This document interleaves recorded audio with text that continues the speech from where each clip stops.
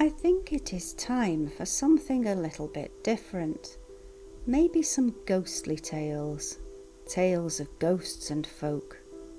Ghost tales are to me another part of what becomes our folklore. Folklore never stops growing and developing, and there is often a crossover between fairy and ghost lore. So in this episode, let's draw back the veil and take a peek at some true ghost sightings.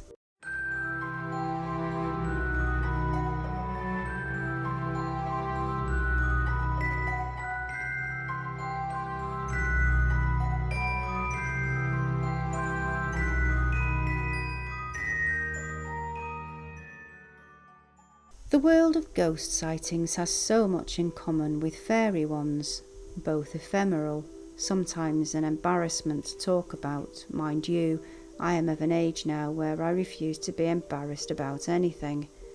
However, there is a trepidation for many people around talking about these things, which is sad. We need to feed our folklore with collected, treasured and remembered tales. Just because something is experienced now doesn't mean it won't become a folk tale of the future, talked about in hushed, creepy tones around firesides or on dark moonlit nights. I have a deep love of the peculiar, as you have no doubt worked out. Fairies and fey creatures, witches and boggarts, but also of ghost tales and strange tales of eccentricity. And I have decided to add some of these things every now and then to the channel. I hope you will like them too. There will be some old classics and lots of true ghost sightings, especially ones that have a strange folklore or folk horror atmosphere. And where permitting, I will add locations in case you want to visit. So without further ado, let's wander down the lane together on a moonlit night. Stay close now, and let me tell you some spooky true tales. In the middle of Devon there is a strange part of the countryside, one trapped in time.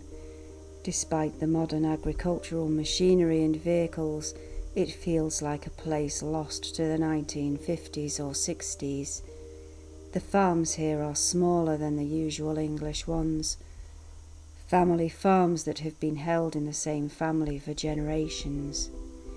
In this part of the country is a hamlet named Monkocampton, an ancient place mentioned in the Domesday Book. Many old thatched cottages are here, most of them dating back to the 15 and 1600s, and it is the stories from one of these cottages that I will begin with. This cottage had been in and out of people's hands for years, not for any particular reason, simply because it had been rather run down and neglected over time.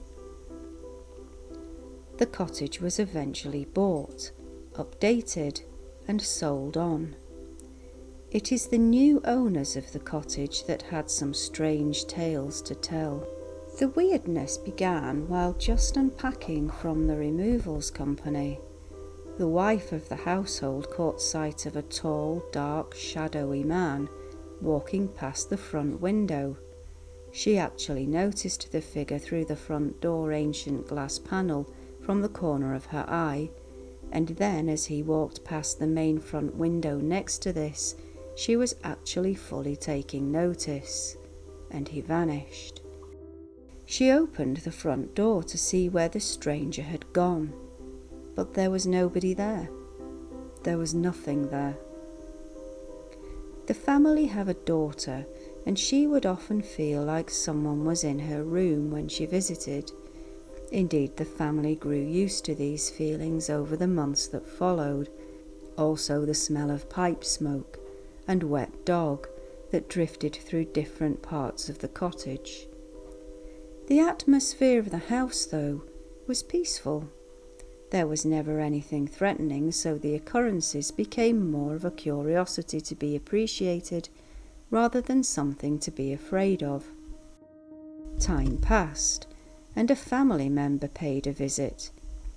The householders never spoke about their odd happenings, so visitors were in blissful ignorance.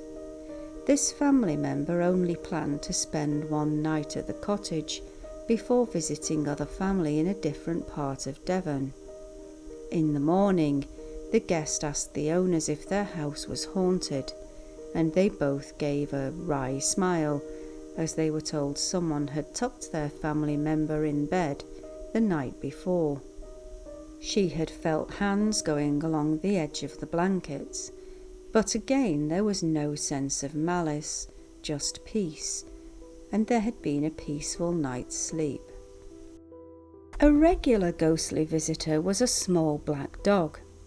The owners themselves had a small black dog, but due to one of the owners travelling, this little dog was sometimes left with other family members until she could be collected, and it was one of these times that stood out in memory and began a pattern.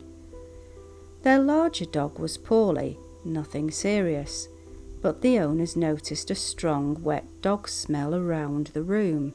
The shaking of a collar was heard with metal on it, and on gazing up the stairs during this time, the husband of the household saw the small black dog. The wife also noticed the dog and brushed it aside, thinking it was her own small dog, and then remembered they hadn't picked her up yet from her parents' house. This little dog visitor always made itself noticeable when one of the two family dogs was ill after this time. Interestingly, cemented to the back wall of the house at the back door were two small black dog figurines. The owners of the house asked people in the village if they knew anything about it, or who in the past had owned a black dog in the house, but nobody had any answer. It remained a mystery. Some of the most remarkable things that happened was to the husband. On one of the times his wife was working away, he was alone in the house. He is an illustrator and was working in the main house room on a painting for a client. From the corner of his eye, he could see a little girl by the table, dressed in a smock dress and a pinafore, and long blondish hair hanging down. Being the father of a daughter himself, he instinctively did not want to frighten the little girl, so carried on painting while keeping an eye on her as she just stood there, just quietly aware. She seemed to be looking past him and at a painting propped on the floor of a children's illustration. Over time, she seemed to just dissipate. Another strange happening with this girl was as he was coming down the stairs one day. In the window opposite the stairs was a small sun-shaped mirror, and as he walked down he could see a young girl's face reflected in the mirror. Being quite a sceptical person, he walked up and down again, crouched down to see at what position he would have to be in to recreate the reflection, and it was from a very small crouch of someone sitting on the stairs. There was nothing else there that could have caused the reflection, and nor could it have been he himself either. The owners of this house told of the only true eerie thing that happened to them. They were lying in bed one Sunday morning reading, having a lie-in, when the sound of old music hall upright piano music became audible. Neither thought much of it. Maybe it was their neighbour playing old-time music hall type songs and singing along. And then it dawned on them both that their neighbour was away on holiday. The house was empty, and there was no neighbour on the other side, just an empty plot of land. The music played for long enough for both husband and wife to realise the weirdness and to ask each other if they were hearing this, and what the hell was it? At this the music faded away, but the owners both said they found this to be a truly creepy experience, but very interesting. The voice had been within hearing, female, yet not loud enough or clear enough to hear the words, and the melody was not a familiar one. The final strange thing they witnessed was as they were packing to leave the cottage on selling it many years later. The husband had been checking things over outside with a torch, just a cheap handheld one with a tubular middle, heavier light end and rounded back. He had put the torch down in the main room. It had disappeared, as things often did. Hunt the torch began, as this was the only one with batteries. The torch was found in the kitchen, on a countertop, balancing on the rounded end. Try as they might, neither husband nor wife could manage to repeat this balancing act on the rounded end with the torch. Many other strange things happened at the cottage, nothing ever bad in feeling. On the contrary, the owners always said it was more like being tenants in someone else's home, or the curators of an ancient house that still had residents from different times. But with a house that old, and how many people must have passed through there, it isn't surprising that some energy had been left behind. They felt it had been a privilege to look after the cottage for the long time they were there, custodians for only a part of its own long life. We now head to Manchester in the northwest of England, one of the great northern cities of the Industrial Revolution. This city is full of Gothic Revival architecture, super-modern building design, ancient medieval places, and is a multicultural melting pot that gives Manchester a unique flavour. And it is also where I come from. The symbol of Manchester is the bee. Bees pop up everywhere in artwork in Manchester, art both old and new. The bee symbolic of community and the working spirit of the Mancunians, especially during the years of the Industrial Revolution, when it gained its nickname Cottonopolis. And yet it wasn't all industry and mechanics that became the beating heart of the city, but also the arts as well. Gothic Revival buildings are everywhere, as are works of art by the Pre-Raphaelites and the Romantics, and the city boasts many music, comedy and theatre venues. And it is one of these theatre venues that we are going to look at today, the Royal Exchange Theatre on St Anne's Square. The Royal Exchange building was originally constructed to be a place where trade could be carried out on a grand scale, and so a grand building was needed. This building was finally finished in 1874 and enlarged once more by 1931, when it became the largest trading hall in England. The current building is only half of what it once was. In 1940 it received extensive damage due to a direct hit during a German air raid on Manchester. Repairs and some remodelling was carried out when time would allow. A much smaller building remained, although still impressive. Trade ceased here in 1968 and demolition of the whole building was planned. And so it stayed empty and in this sorry state until 1973, when the 69 Theatre Company set up a makeshift theatre within the Exchange building itself. It was so successful that funding was secured and a theatre built. The Royal Exchange Theatre was set up as a new company, and on the 15th of September 1976, Sir Laurence Olivier opened the new theatre. This is an amazing building, a real theatre in the round constructed of steel and glass, a modern building within the huge Gothic Victorian Exchange. People come from all over the world to experience this unique space, and it is renowned for its superb and sometimes groundbreaking performances. So what of the ghosts that find a home in this strange place within a place? The Green Room, the relaxation room of the theatre for actors, is haunted by a most glamorous couple, thought to be actors who once trod the boards there. Who they are, nobody knows, but they are said to look very much like a couple from the golden age of Hollywood.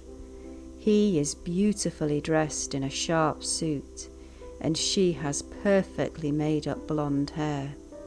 They must have loved this theatre space very much to keep returning. The wig room backstage is another place with a famous haunting, and this time one that has a more negative feeling. This female ghost has a dislike of flowers, especially white lilies. Vases will often be knocked to the ground, and lilies will wilt unnaturally quickly, or even fall to the floor. The ghost of James Maxwell visits often too. Maxwell, a renowned film and theatre actor, was one of the men instrumental in establishing the Royal Exchange Theatre as a major British theatre location, a well-respected actor of countless films and even more impressive theatre productions, and the Royal Exchange was one of his most favoured theatres, where he was artistic director. No wonder he returns. So much of his energy and passion is a part of the theatre itself. One of the scariest and most intriguing stories comes from a group of builders who were working on the rebuilding of the theatre after the IRA bombing of Manchester of 1996. The builders were working on their individual tasks, concentrating fully on their work. No banter, no chatting, just quietly working away. And then the sound of piano music drifting up from the distance in the building. The music they described would be something akin to a Noel Coward song or a music hall song. It was impossible, considering the state of the building all around them with the damage. In confusion, the builders went as a group to look where the sound was coming from, and eventually they pinned the source of the noise down to a small room, and as they entered, the music stopped. Inside the room was a decrepit old piano. Puzzled at how this could have made any of the noise, they shrugged it off and returned to work. As they were working, the piano music also returned, and this kept happening. Nerves must have been completely frayed at this point, already working within the old Victorian building surrounded by destruction from the recent bombing. Eventually, having had enough, one of the builders couldn't take it any longer. He smashed up the piano and they threw it in one of the rubbish skips. The eerie music ceased. We head back down to Devon again, to the southwest of England, towards the coast this time, to a beautiful picture postcard place called Dartmouth, and to another old property again, a regular rented end of terrace family home. Nothing special, but because of the steepness of the landscape in Dartmouth, some of the houses are upside down houses, or have split living areas with the bedrooms downstairs, the living rooms and kitchens upstairs, sometimes another floor above, and this house was one of these. The house was entered usually by the back door, which was along a long path passing the other terraced houses, through a gate and in through French windows. The actual front door proper was reached by climbing a long flight of steps right at the other end of the row of terraced houses, walking along a gloomy path to the end door after passing the middle floor kitchen window, and this was the house, so everyone used the easier bottom door. It was a peculiar house. The very top floor was painted dark blue and always felt cold. This was the old servants' room, and yet a pretty window was there, and tiny cupboards, and the owners painted sea scenes and coral reefs on the walls to make a beautiful bedroom for their oldest child, a little girl who was about 3 at the time, and everything carried on as normal. And yet that top room always felt cold, and had a strange atmosphere.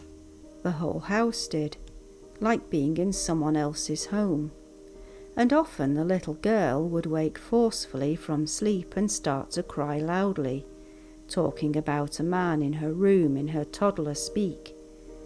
There were a few things that happened forcefully enough that gave the family pause for thought, and eventually would cause them to leave their tenancy and move house altogether. The first was when one of the grandmothers of the family slept over to help out with the little girl and a newborn baby boy while the parents went out for an evening. Instead of sleeping in the spare room on the very bottom floor where she wouldn't hear if either of the children got upset, she decided to sleep on the sofa on the middle kitchen story, with the open plan kitchen at one end and a living space at the other. This way she could heat the baby bottle in the night as well. The household was nice and quiet. The parents had come back from their meal. All was peaceful in the house, and the grandmother felt a hand brush along the side of her, tucking the blankets in around her on the sofa bed, and then patting her in reassurance. As within the previous story of somebody being tucked in, she felt no panic, no fear, just a sense of complete awareness of what was happening. She most definitely was not asleep. Time passed after this first incident. The husband of the household found a job nearby. The wife was settled in the home. It was a regular day, nothing out of the ordinary at all, roughly 3 o'clock in the afternoon. The wife was washing pots at the kitchen sink. The children were both fast asleep, the little girl upstairs in the blue room and the baby in his cot. She was gazing out of the window that was nearby the front door.